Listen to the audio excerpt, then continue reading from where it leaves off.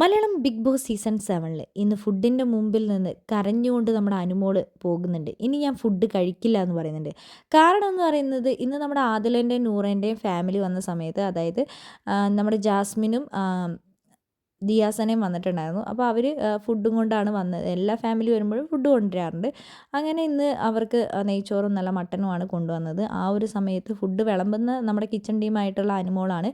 അപ്പോൾ ക്യാപ്റ്റനായ അനീഷിനോട് ഷാനവാസ് വന്ന് പറയുന്നുണ്ട്, എല്ലാ പാത്രങ്ങളും ഇങ്ങനെ പ്ലേറ്റുകളെല്ലാം നിരത്തി വെച്ചിട്ട് അതിനകത്തേക്ക് ഫുഡുകൾ കറക്റ്റായി വെച്ച് കഴിഞ്ഞ് കഴിഞ്ഞാൽ എല്ലാവർക്കും കറക്റ്റ് അളവ് തന്നെ കിട്ടുന്നത്.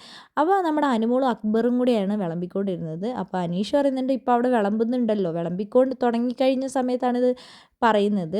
2, 3, 4, 5 പേരൊക്കെ വാങ്ങിക്കൊണ്ട് പോയി. പിന്നെ ഇനി ആ ഒരു സമയത്ത് അവിടെ എല്ലാ പാത്രങ്ങളും നിരത്തി വെച്ചിട്ട് ബാക്കി എല്ലാവർക്കും വിളമ്പിക്കൊണ്ടിരിക്കുന്ന ആരും തന്നെ സമ്മതിക്കുന്നില്ല. കാരണം ഇങ്ങനെ ഒരു ഫുഡ് ആയതുകൊണ്ട് തന്നെ ആർക്കും തന്നെ ക്ഷമയും ഉണ്ടായിരുന്നില്ല. ആ ഒരു സമയത്ത് നമ്മുടെ ആര്യന് കിട്ടിയ ഒരു മട്ടൺ പീസ് അവിടെ വെച്ചിട്ട് വേറൊരു പീസ് എടുത്ത് വെച്ചിട്ട് അവിടെ നിന്ന് ഓടുന്നുണ്ട്. അത് കണ്ടു കഴിഞ്ഞപ്പോൾ നമ്മുടെ ഷാനവാസ് ആ പാത്രത്തിനകത്ത് നിന്ന് വേറെ പീസ് എടുത്ത് വെക്കുന്നു, ഉള്ള പീസ് മാറ്റുന്നു. അനുമോൾ അവസാനം ദേഷ്യപ്പെട്ട് അവിടെ നിന്ന് ഇറങ്ങിപ്പോകുന്നു. ഇവരെന്താ ഫുഡൊന്നും കണ്ടിട്ടില്ല, ഇവരെന്ത് ആൾക്കാരാണ്, ഫുഡ് കഴിച്ച് മടുത്ത ആൾക്കാരാണ്, ഇവരാണ് ഏറ്റവും കൂടുതൽ പൈസയുള്ള ഫുഡ് കണ്ട് വളർന്നവരാണ് ഇങ്ങനെ ഫുഡിന് വേണ്ടി അടി ഉണ്ടാക്കുന്നത്.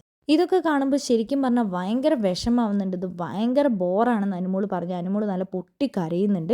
ഒറ്റയ്ക്ക് പോയി ഇരിക്കുന്നുണ്ട് അനുമോൾ. എന്താണെങ്കിലും അനുമോൾ ഒരുപാട് വിഷമിച്ചാണ് ഇരിക്കുന്നത്. ഞാൻ ഫുഡ് കഴിക്കില്ല എന്നൊക്കെ പറഞ്ഞ് അവസാനം എന്താണെങ്കിൽ നമ്മുടെ അനുമോൾ ഫുഡ് കഴിക്കുകയൊക്കെ ചെയ്തു.